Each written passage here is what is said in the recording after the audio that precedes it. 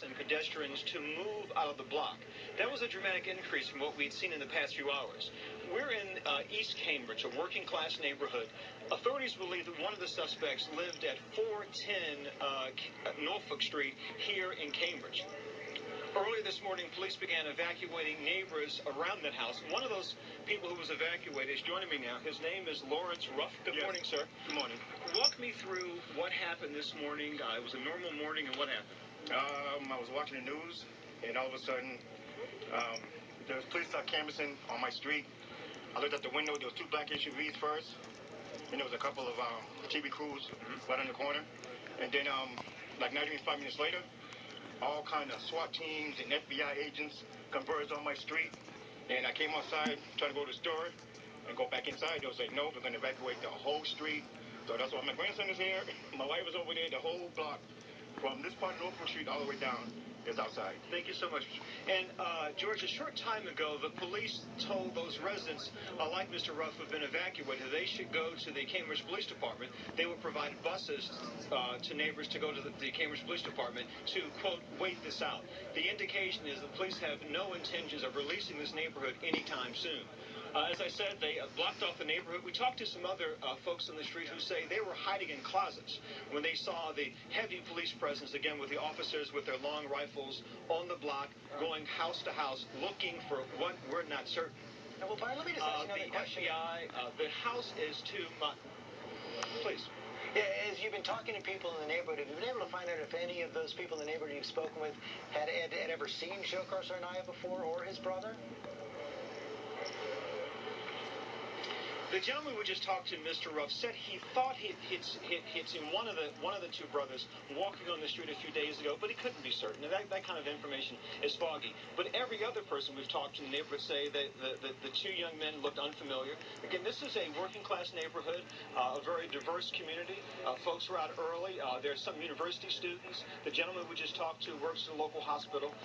But no one we've talked to said that they knew them personally or had any direct contact with them. Okay, Byron, thanks very much. But Amy, a few moments ago, you just spoke to someone who did. That's right. In fact, we spoke to a classmate who went to high school with DZHOKHAR TSARNAEV. Cambridge Ringe and Latin School, a very prestigious school in the Boston area, and she described him in a very chilling way as a normal American classmate. Let's take a listen to what she had to say. Well, I went to high school with him, and he was always a very, nice, kind of funny guy. So this is incredibly shocking and absolutely horrifying. He was quiet, kind of shy, but a very nice, it's even, weird to use that word now, of course, but he never seemed like the kind of person that could ever do this. Sierra, did you know anything about his background, about his family? No, nothing at all. He went by Johar in high school, so it was his nickname. We spelled it differently, but besides that, he was just a normal student. Sierra, this is George Stephanopoulos. Thank you for joining us this morning. We've been told that he was here since about the age of 7. What more could you tell us about, did he speak with an accent? How Americanized was he? Did he ever talk about where he came from? No, not really at all. My school's very diverse, very open and accepting. We just he didn't really talk with an accent at all. He was pretty, American, I guess. Sierra, this is Josh Elliott. Can you tell us anything about his family? Did he ever speak of them, and did you ever see them? No, I never did. I never heard about them or saw them. Tell us what he was like in school. You told us he was slightly shy, but he was in acting classes with you. What kind of a student was he? Did he have a lot of friends? Give us a sense of yeah, school. He had a lot of friends. He was a relatively, well-liked guy, well-known. He took a lot of honors classes. He got a scholarship. He was not someone that was, didn't try hard. He did try hard in high school. Did he travel a lot? Did he ever miss school? A lot of folks now are looking to see if whether or not he may have been traveling back and forth, if he went back home to Russia. Did he feel like he had any connection back to his homeland? Oh, most definitely. He, we all just saw him as another guy. I don't remember him ever leaving.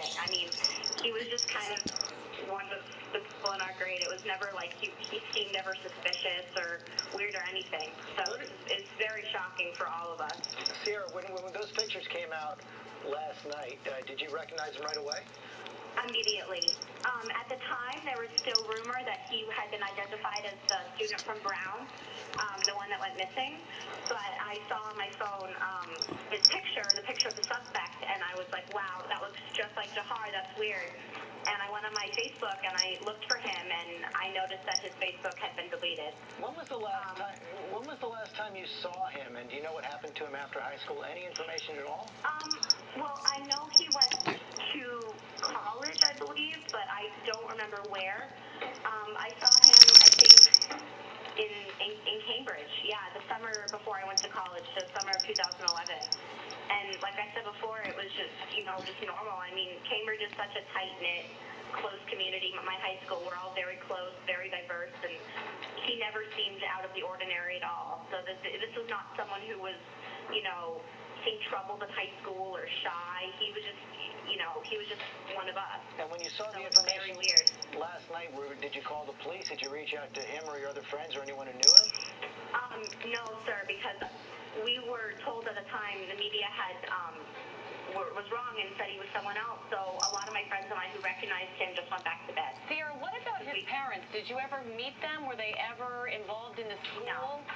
What about his brother? I didn't even know he had a brother.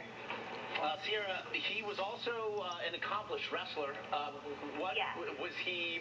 How would you describe? That's at least being a part of a team. Was he? How good was he? What sort of athlete was he? Did you have a sense of that? He was a great athlete. He did well. I think he won a scholarship for it. Like I said before, this is very unexpected. Cambridge is known for, having some amazing students, accomplished students that go on to do amazing things. This is out of the ordinary, absolutely. This is completely shocking. Sierra, so he was an honor student, a star athlete who had a lot of friends. What is your reaction to seeing what we're looking at right now? He is the most wanted man in America right now. Well, when I woke up, it's like I'm living a nightmare right now. It can't be described. I just really hope to catch him, and I just want to say that anyone in Cambridge who knows his whereabouts should definitely call the police, because we all knew him for 4 years, and that's something a lot of people can't say. There's so much of Boston living a nightmare right now, as well as we see the streets of Boston now flooded with police. Everyone has been ordered to stay inside in the city and the surrounding suburbs. I want to go back to Brian Ross on the ground in Watertown. Has been